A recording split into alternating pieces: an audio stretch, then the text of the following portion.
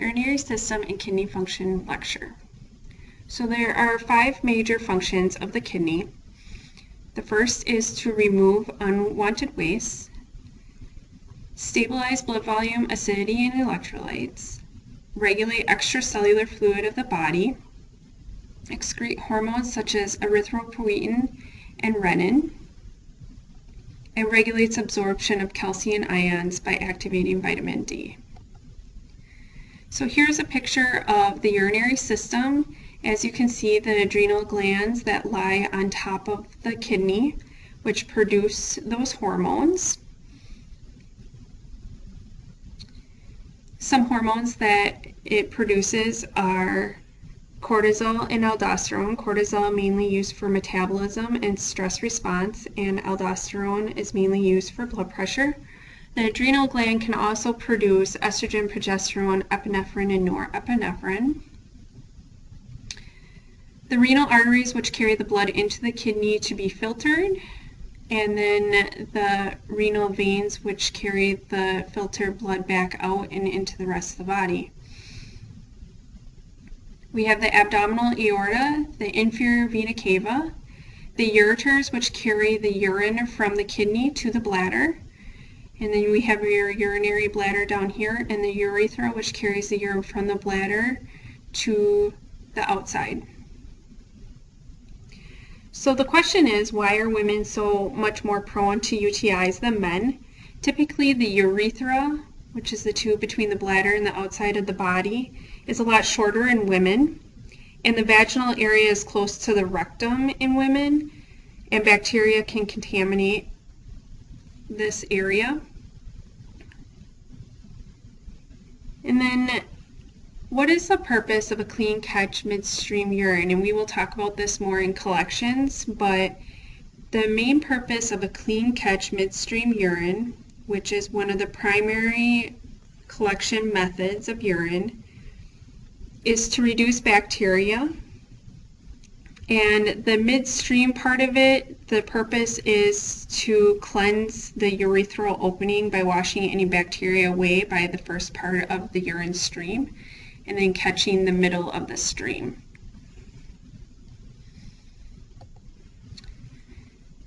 Kidneys are located in the posterior abdominal wall, so they are located behind the stomach. There are 3 different sections, 3 distinct areas of the kidney. There is the cortex, which is the outer portion of the kidney, the medulla, which is between the cortex and the renal pelvis, and the renal pelvis is where urine is collected, and then it goes to the ureters. So as you see here, the renal cortex is on the outside of the kidney. The medulla is the pyramid type shape,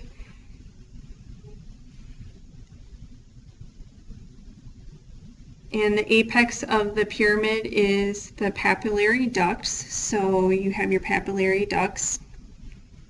Papillary ducts open into the minor calyx, which are these little points here.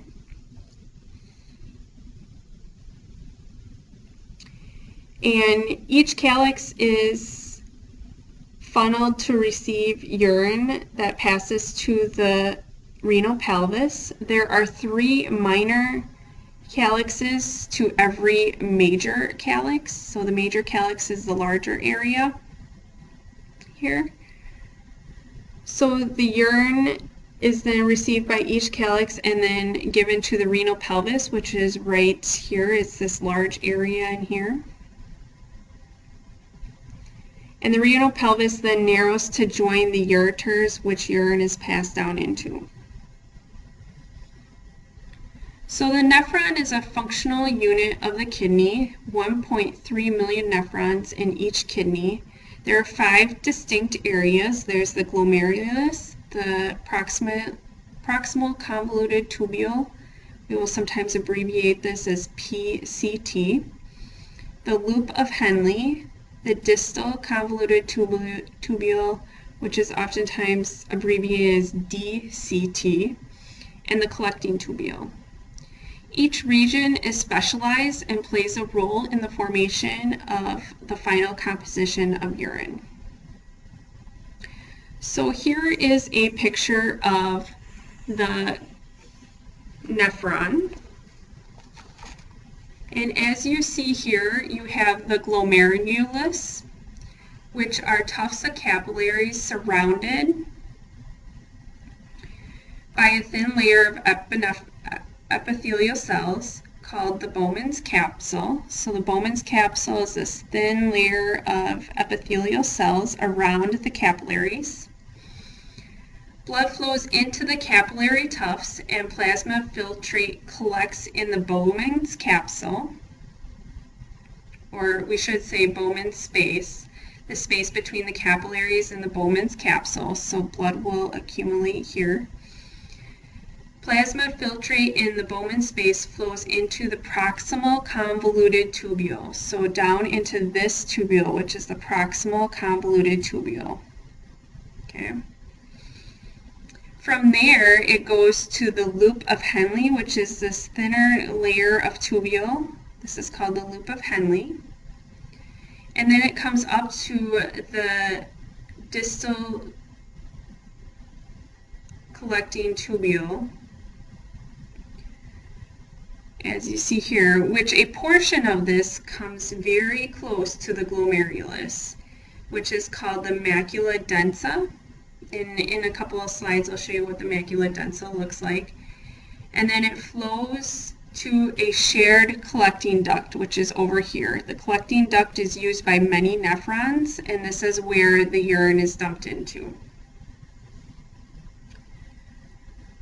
So on this next slide, it shows arteries and veins interwoven within your proximal convoluted tubule, your loop of Henle, and your distal convoluted tubule. And the reason for this is these vessels reabsorb nutrients that might not need to be filtered out and put into the urine.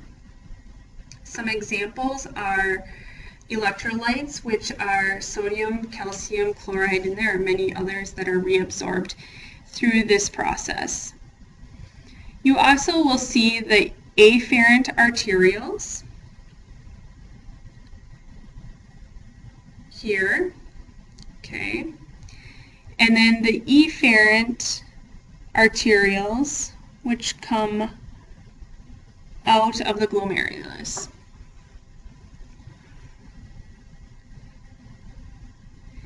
And another thing to note on this slide is that the loop of Henle mainly resides within the renal medulla. Everything else mainly resides in the renal cortex. So the collecting tubule, there is more than one nephron that dumps urine into its distal convoluted tubule into the shared collecting duct. So as you see here, we have a nephron here, and here is a nephron over here, and you have the collecting tubule here. So you have both of these nephrons dumping into this one collecting tubule. Okay, and this is another slide that shows that the renal cortex has the majority of the nephron in it, except for a portion of the loop of Henle, which is in the renal medulla. So here is a slide that shows the renal pyramid. So you have the nephron here, the collecting ducts, the papilla, and then it then dumps into the minor calyx. Urine formation flow, the big picture. So blood passes through capillaries in the glomeruli. Plasma is ultrafiltrated in form.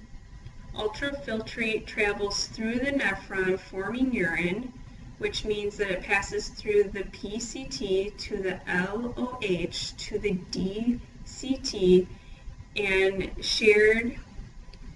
it has a shared collecting tubule in the to the calyx. As blood flows through these three individual parts, the proximal convoluted tubule, the loop of Henle, and the distal convoluted tubule, electrolytes, water, and other nutrients are reabsorbed. The calyx dumps urine into the renal pelvis, and the renal pelvis acts as a funnel and dumps urine into the ureters. So one question that arises, and a term that is used, is renal threshold. And what renal threshold means is blood reabsorption limits of the substance and the point in which a substance will appear in the urine. So what it means is there are certain thresholds, or there is a certain mark where only that amount of nutrients can be reabsorbed. And then it will become present in the urine. We oftentimes call this spilling over in the medical community, and a good example of this is glucose. So a diabetic has a really high glucose. So that glucose will be floating around in the blood, and the kidneys will filter the glucose up until its renal threshold. The kidney can only handle so much glucose reabsorption. So once it reaches that threshold, no more glucose can be reabsorbed back into the bloodstream. So the remaining glucose then appears in the urine. Urination. Ureters convey urine into the bladder. The bladder is approximately 150 milliliters of urine, in which will cause a micturition reflex, which, unless a person overrides this reflex, the bladder muscle then contracts, the urinary sphincter opens, and the urine moves through the urethra and out of the body. Urine formation and composition. Urine is 95% water and 5% solutes. Urea is a solute and is highest in concentration. Water makes up 95% of the substances in urine. Urine usually contains nitrogen waste products such as urea, uric acid, ammonia, and creatinine. Urea, uric acid, and ammonia are derived from the breakdown of protein, and creatinine is a waste product of muscle metabolism. Other waste products found in urine include chloride, sodium, potassium, calcium, magnesium, phosphate, and sulfate. Kidneys require rich blood supply, and the kidneys convert 125 milliliters per minute of filtered plasma each day to final urine volume of 600 to 1800 milliliters. The question may arise, why is there such a large range in the urine volume? Well, there are different factors that contribute to the amount of urine a person produces. Water intake is a big factor in how much urine we produce. The more water we consume, the more urine output we are likely to have. Food intake also affects the urine volume. A diet high in salt will have a patient produce less urine because we are retaining more water. And also then there are medications that will contribute to urine volume. If patients are on diuretics, also called water pills, the urine volume will be increased. Some common diuretics are spironolactone, furosemide, torsemide, hydrochlorothiazide. So if a patient is on any of these medications, their urine volume will be increased. Juxtaglomerular apparatus is composed of a small section of the afferent and efferent arterioles, the macula densa, and the juxtaglomerular cells. The location is key, where the kidney knows and responds to blood pressure and sodium and potassium sections. So the blood enters the afferent arterioles and it exits the efferent arterioles. And you will see the juxtaglomerular apparatus by the afferent arteriole here. And the main job is to regulate blood pressure filtration rate of the glomerulus. And that's why it's so close to this glomerular and Bowman's capsule. So here's a close-up picture of the juxtaglomerular cells, very close to that efferent arteriole and the capillaries within the glomerulus. You then have the macula densa, very close, and this is in the distal convoluted tubule. And the reason why you need the juxtaglomerulus in this location is to help regulate hormone secretion. It tells our body how much water we need to keep in or get rid of to regulate that blood pressure. The juxtaglomerular apparatus is an endocrine organ, and it produces renin, which has to do with our blood pressure. Renin results in formation of angiotensin and the secretion of aldosterone. Renin plays an important role in controlling blood pressure and fluid balance.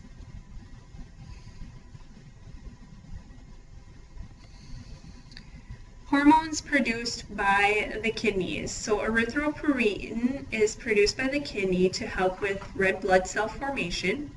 Renin is used to help with blood pressure regulation, and active vitamin D3 is produced to regulate the absorption of calcium ions. So tests for renal function, you have a routine urinalysis, which consists of the physical, chemical, and microscopic exams, which we will talk about in a few learning plans. You also have tests of 24-hour urines, where a patient is given a urine jug and they collect all of their urine for 24 hours. And we can also test for renal function from serum or blood. And we can test that by running a renal panel. Terms related to urinary system: oliguria, decreased urine volume. Diuresis is an increase in volume of urine output. Anuria is no flow of urine. Dysuria is painful urination. Nocturia is excessive urination at night. And polyuria is passing abnormally large amounts of urine. So when our kidneys do not work, we oftentimes will have patients that will need dialysis, also called hemodialysis. And what this does is we hook the patient up to a machine that filters the blood for them. So instead of the kidneys filtering the blood of toxic waste, we have a machine that filters the blood. And this is called the hemodialyzer machine. And what it does is it takes the blood, filters the blood, and then gives it back to the patient. So there are machines, and then there also is called peritoneal dialysis, where there is a port and a collection system that is implanted into the patient's abdomen. And what happens is the waste products then are dumped into this peritoneal membrane, and the dialysis fluid drains or is pumped into the peritoneal space.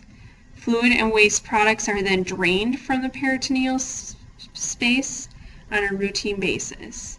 And typically patients have to go through dialysis about 3 times a week. Either they are on the Monday, Wednesday, Friday schedule, or they are on the Tuesday, Thursday, Saturday schedule to be dialyzed. And most of these patients are on disability because dialysis can pretty much take a patient's whole day away from them.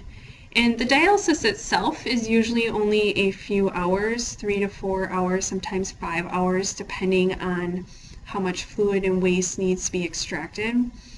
But generally, after patients get done with this, they do not feel well. Blood pressures drop, they feel very fatigued, they have problems with immune systems and that sort of thing. So it is important to respect that about patients and really recognize that patients who undergo dialysis can really suffer from this procedure. And usually we try all other methods before putting a patient on dialysis. We try medications, we try procedures, kidney transplants, that sort of thing. And if none of those are an option, then we go to dialysis.